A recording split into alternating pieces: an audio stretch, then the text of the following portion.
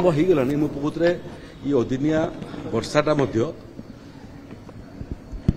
ଚାଲିଥିଲା ସମୟରେ ମଧ୍ୟ ଜିଲ୍ଲାପାଳମାନଙ୍କ ସାଙ୍ଗରେ ମୁଖ୍ୟତଃ ଗଞ୍ଜାମ ଜିଲ୍ଲାରେ ବେଶୀ କ୍ଷୟକ୍ଷତି ହୋଇଛି ଏବଂ ଦକ୍ଷିଣ ଓଡ଼ିଶାର ଯେଉଁ ଯେଉଁ ଜାଗାରେ କ୍ଷୟକ୍ଷତି ହୋଇଛି ସେ ଜିଲ୍ଲାର ଜିଲ୍ଲାପାଳମାନଙ୍କୁ ବାରମ୍ବାର ମୁଁ ସମ୍ପର୍କରେ ଥିଲି।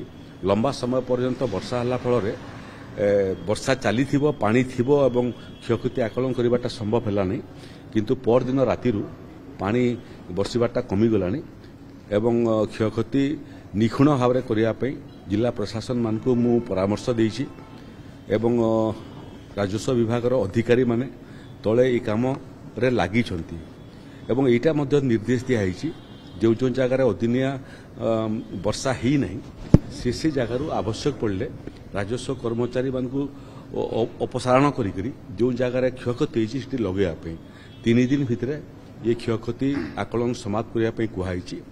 आपणମାନଙ୍କର माध्यम मु चाषी मानक आश्वस्त करने चाहे जे आदौ विचलित हूँ ना। बन्या बात्या आसब क्षति करब किंतु ओडिशा सरकार चाषी मानकर रक्षा कवच भाव तांकर जहाँ क्षयक्षति होती तार क्षतिपूरण भरणा करेंगे। ये क्रम जिलापाल मानक यहाँ निर्देश दिखाई जो मानकर धान संपूर्ण नष्ट होना एवं टिके सुखेले सेटा बिक्री योग्य हेब। बिक्री हेला बेलकु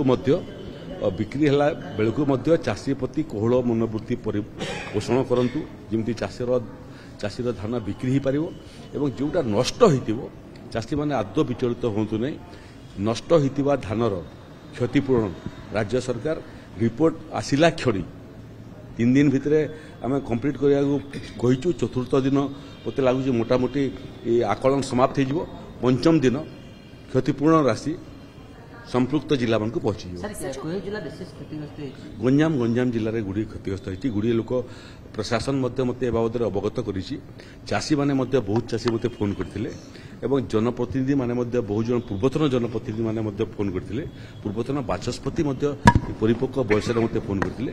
तेणु आम पूरा नजर रखीचु, काम चलीचु, आकलन सरी जाऊ।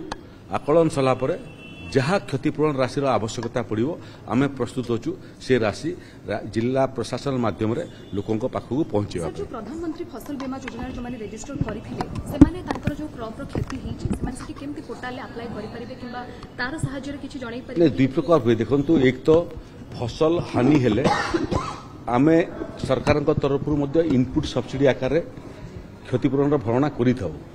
जो चाषी माने प्रीमियम देथिबे इंश्योरेंस करिथिबे से माने मध्य क्षतिपूरण पाइबा पई योग्य हेबे।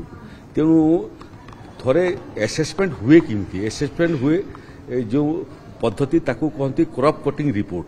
क्रॉप कटिंग एक्सपेरिमेंट माध्यम राजस्व विभाग, कृषि विभाग, समवाय विभाग एवं जोगान विभाग ये 4टा विभागर अधिकारी मानकर उपस्थिति रे एवं सेतिरे इंश्योरेंस कंपनी प्रतिनिधि मानकर उपस्थिति रे क्रॉप कटिंग रिपोर्ट प्रस्तुत होबो।